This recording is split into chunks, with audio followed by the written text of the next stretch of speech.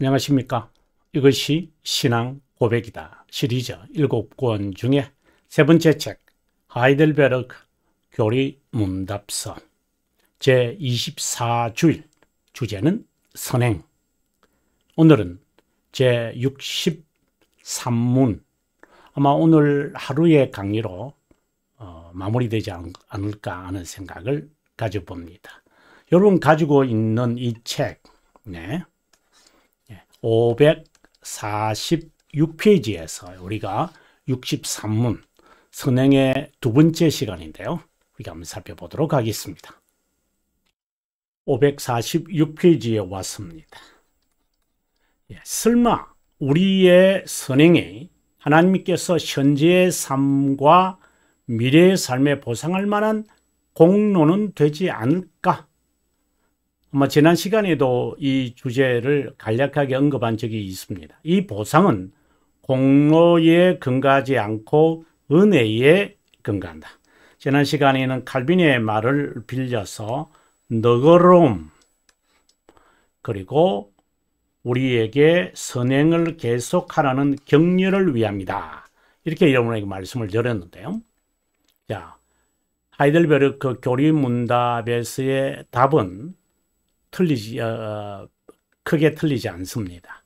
보상은 공로에 근거한다. 그래, 즉 은혜에 근거한다.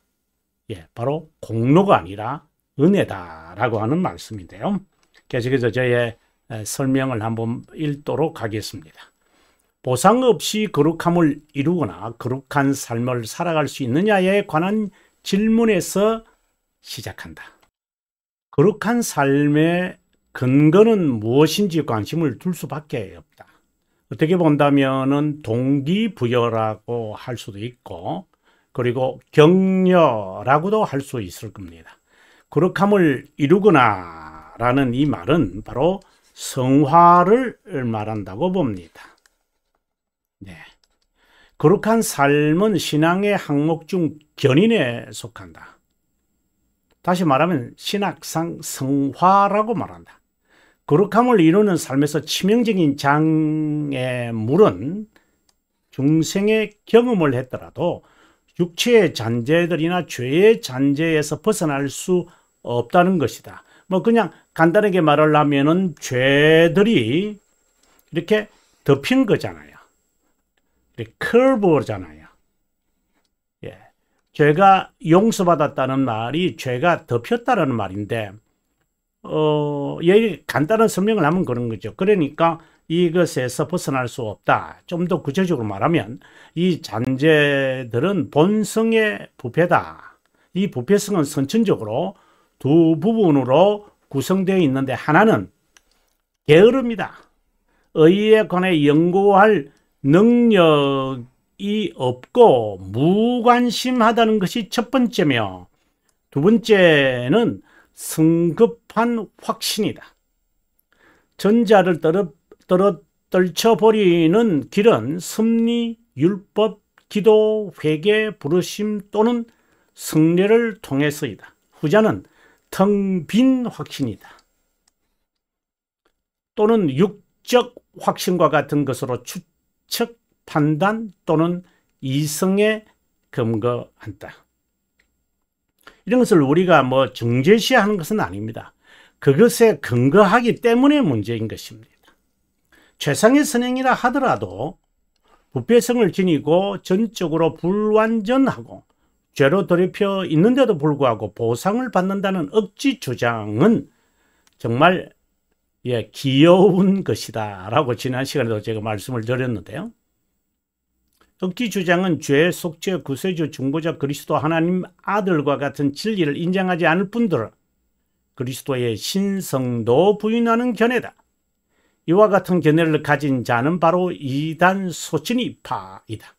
소신이파, 보통 학자들이 영어적 발음을 그대로 갖고 와서 소시니안 이렇게 표현합니다만은 이탈리아 사람이기 때문에 소시니안이라는 말보다도 소치니주의다라는 말이 훨씬 더 옳은 것 같고, 그리고 보통 제가 여러분에게 그냥 참고로 말씀드리지만 아리우스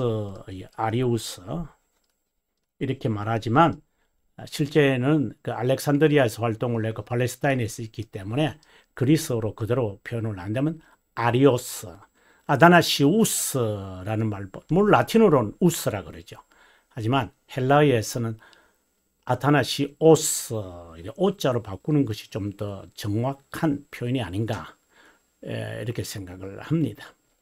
그 행위 자체로 보상을 받는 것이 아니라 바로 인격이 그리스도인에 수용되기 때문이다. 다른 말로 말하면 하나님의 너그러움으로 수용한다. 이제 이 너그러움이 결국은 이제 하나님의 그 호의죠. 하나님의 그 관대하심을 말하잖아요. 하는데 이 관대하심으로 우리에게 잘못한 것이 전체가 잘못한 것이고 부패한 것이지라도 받아주는 거죠. 중생된 자는 보상에 관심을 가지지 않는다. 왜? 자녀이기 때문이다.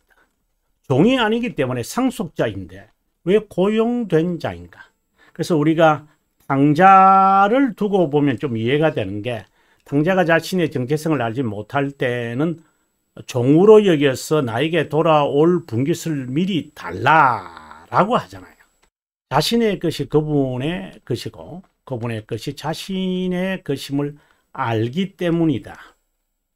그렇다고 그분의 모든 것을 자신의 것이라고 만용을 부리거나 자만에 빠지면 척하는 부류에 속할 수 있다. 뭐 예를 들면 미상원이 하면서 그 ATM 그 머신에 그 잔고도 없는데 믿습니다 하고 집어넣으니까 하나님이 채워주는 것을 보았다. 뭐 이런 분들도 이따금 만나보지만 썩 좋게 보이지는 않습니다. 선행에 대한 보상의 목적은 하나님의 선하심과 인자하심을 맛보게 하는 데 있지만 구원의 확신처럼 적이지 못하기에 늘 하나님의 말씀에 따라 훈육, 훈계 또는 훈련받지 않으면 곁길로 빠지거나 미끄러져서 자만과 교만과 오만으로 미끄러지고 만다. 훈육, 훈계, 훈련이라는 이 말은 교회의 목적을 좀 더 교회의 설립 목적을 좀 알면은 이 말은 자연스럽게 받아들이는 것 같아요. 교회를 하나님께서 세우신 목적은 중생된 자를 하나님의 선택에 적합한 자로 만드시기 위해서 하나님께서 교회를 세우신 거잖아요. 그래서 교회를 모친이다. 이렇게 칼빈 선생이 사권 1장 1항에서 이 말을 하잖아요. 모친이다. 보상에 관한 신념에 빠지면, 근데 하늘나라 가서 보상 받겠다라는 말도 있지만 내가 이렇게 하니까 하나님이 나에게 보상을 주시더라. 이런 간정으로 사람을 홀리는 자들도 있죠. 저는 같다고 봅니다. 같은 부류다. 이 세상에서 이렇게 하니까 하나님이 이렇게 해주더라. 이러한 그 원인과 결과를 단순하게 가져가는 그 값싼 복음을 가지고, 값싼 복음 좀 말이 좀 정확하게 규명될 텐데, 값싼 은혜라 합시다. 값싼 은혜로 무상의 은혜로 대체하려고 하는 자, 정말 조심해야 됩니다. 여러분, 유혹에 빠지면 안 됩니다. 선행이 구원의 조건 일부라도 된다는 세미펠라기우스주의로 치우친다. 세미펠라기우스주의, 바로 이것은 아르미니스주의로 전향된다. 두 가지 공로 사상을 가지는데 당연한 공로와 적합한 공로. 자, 그 로만 카톨릭이 공로 사상에 있잖아요. 여기에 하나 더 플러스 하면은 잉여 공로가 있죠. 그러면 당연한 공로라는 것은 무엇이냐면은 이 적정 공로입니다. 그리고 적합한 공로라는 것은 재량 공로라고 하는 겁니다. 전자는 바로 중생된 자, 그리스도를 믿음으로 그리고 구원을 받는 것을 이제 의미하는 것인데, 하나님의 자녀가 행한 덕행으로 그리스도의 공로를 받는다라는 겁니다. 조금 무슨 믿음이 있는 척 되는 것 같아요. 두 번째는 재량 공로는 안 믿는 자라도 상관없다 이 말입니다. 도덕적으로 살거나 그리고 중생되지 않더라도 그 상관없다. 하나님의 자비하심에 맞는 그 계명 부자 청년처럼 그렇게 살면 바로 구원을 받는 것이다. 그러나 주님은 분명히 말씀을 하시죠. 구원의 어떤 근거를 계명을 지키는 것에 둔다는 것, 이 정말 잘못된 것임을 우리들에게 언급하고 있다고 봅니다. 뭐 언급이라기보다 구정하고 있다고 봅니다. 선행이 구원의 조건이라고 보는 거짓된 신앙은 영원한 선택에 해당하는 자가 참으로 적다는 것을 반영한다. 아무리 주위를 둘러봐도 말씀을 따라 살아가는 자가 적다라는 것은 누구든지 아는 진실입니다. 이렇게도 적을 수 있느냐 의문을 가질 정도로 참된 신자, 이제 우리의 자신을 보면 돼요.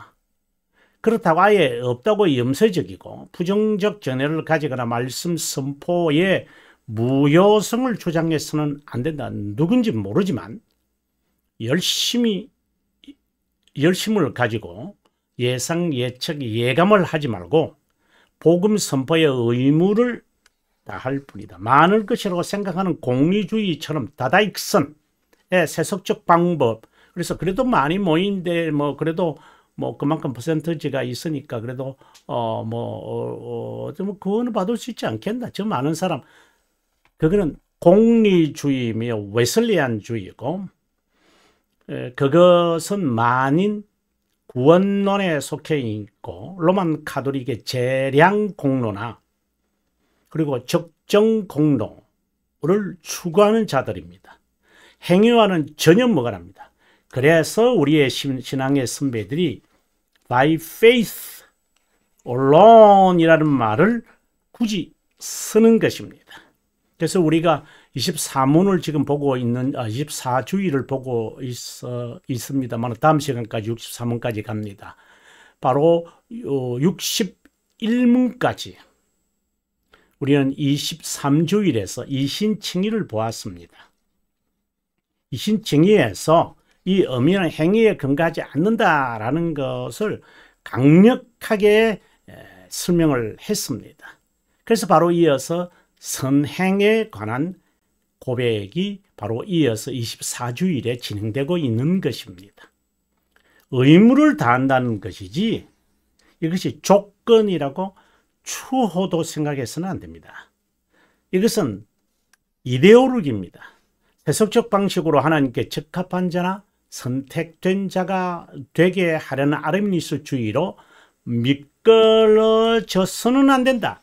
비록 적게 보이더라도 한 명이 1000명을 대신한다고 우리가 기도원의 역사를 보면 우리가 잘 알 수 있잖아요.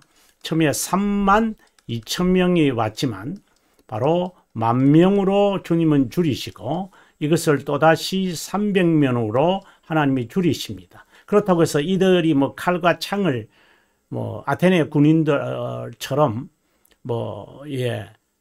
이들이 뭐 스파르타처럼 뭐 그런 것은 아니죠. 하나님의 명령에 따라 살아가니 모래알처럼 많은 미디안 군사라도 삭설이 되어지는 것. 한 명이 1000명을 대신할 것이다 라는 말씀을 잘 명심하면 좋겠다 생각이 듭니다. 오늘은 강의는 좀 간단하지요. 다음 시간에 549페이지가 되는데요. 549페이지 63문. 63문도 아마 한 번의 강의로 마무리가 될 것 같은데요. 다음 시간에 여러분을 만나 뵙기를 바라고요. 긴 시간 동안 여러분 함께 해 주셔서 고맙고 저는 다음 시간에 여러분을 만나 뵙고자 합니다. 평안하십시오.